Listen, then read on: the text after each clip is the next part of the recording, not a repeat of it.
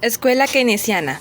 En la primera mitad del siglo XX se ha visto que los hechos y fenómenos económicos han cambiado considerablemente, poniendo en duda muchas corrientes teóricas, incluso influyendo para que se abandonen algunas concepciones económicas que ya han perdido su carácter científico, en la medida en que ya no son útiles para explicar la realidad económica. Uno de los principales fenómenos económicos que hicieron cambiar las concepciones de los economistas fue sin duda alguna la Gran Depresión y crisis que afectó al mundo capitalista en 1929, cuando la doctrina clásica ya no se pudo adaptar a la realidad económica de la época. Y es aquí donde aparece John Maynard Keynes. Nació y estudió en Cambridge, fue uno de los discípulos más brillantes de Alfred Marshall, quien posteriormente fue el más importante economista de la primera mitad del siglo XX, y quien dio un gran impulso decisivo al análisis macroeconómico.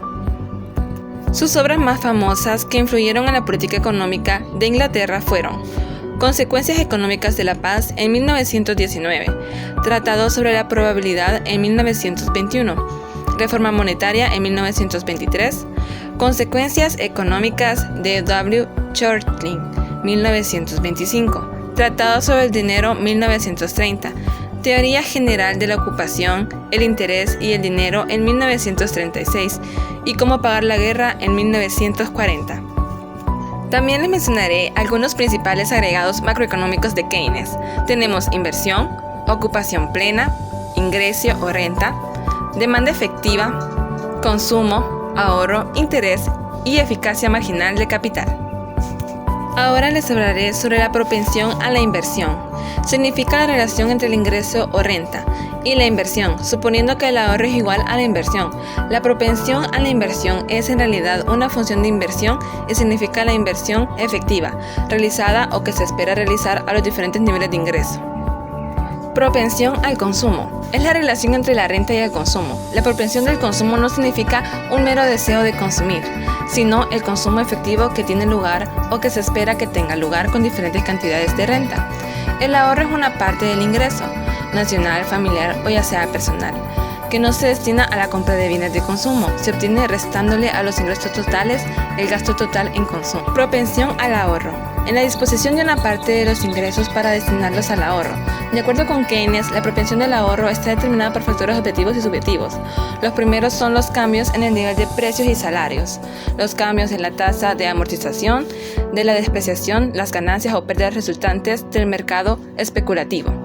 Los factores subjetivos son la creación de una reserva para atender situaciones futuras imprevistas, el deseo de disfrutar de ingresos más elevados en el futuro, invirtiendo parte de los ingresos corrientes.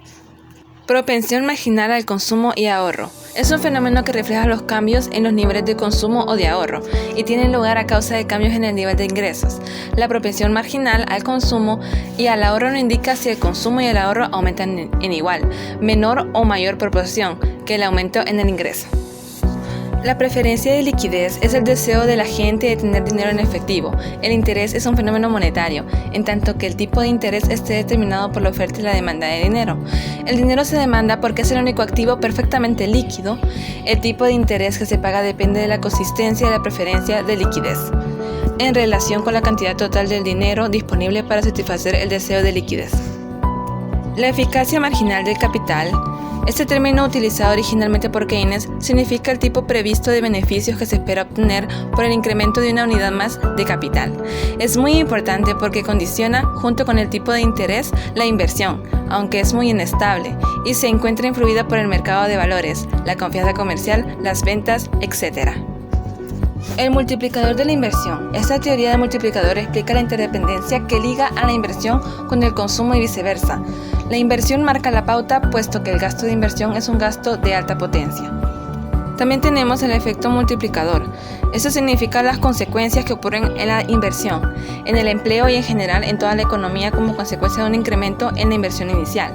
A medida que los receptores de renta de las industrias de bienes de capital obtienen una mayor renta ganada, ponen en marcha toda una cadena de gastos de consumo secundario adicional, así como el empleo. Efecto acelerador. Significa las consecuencias que ocurren en la demanda de bienes de inversión como resultado de un incremento en la inversión inicial. El efecto acelerador se manifiesta como un consumo adicional sobre la demanda para inversión, es decir, un incremento de la demanda de bienes de inversión. y el multiplicador del empleo. Es la razón del aumento del empleo global respecto al aumento de la inversión. El multiplicador del empleo indica el número de personas que se añadirán al empleo original por cada uno que sea directamente empleado. También tenemos las características de la teoría keynesiana. La primera es que contribuyó con las bases de la teoría macroeconómica moderna. También que refuta al liberalismo económico, apoya la intervención del Estado en la economía, recomienda una política económica sana, explica los determinantes del volumen del empleo y del ingreso nacional, enfoca hacia un equilibrio cambiante. La inversión es básica para el nivel de empleo.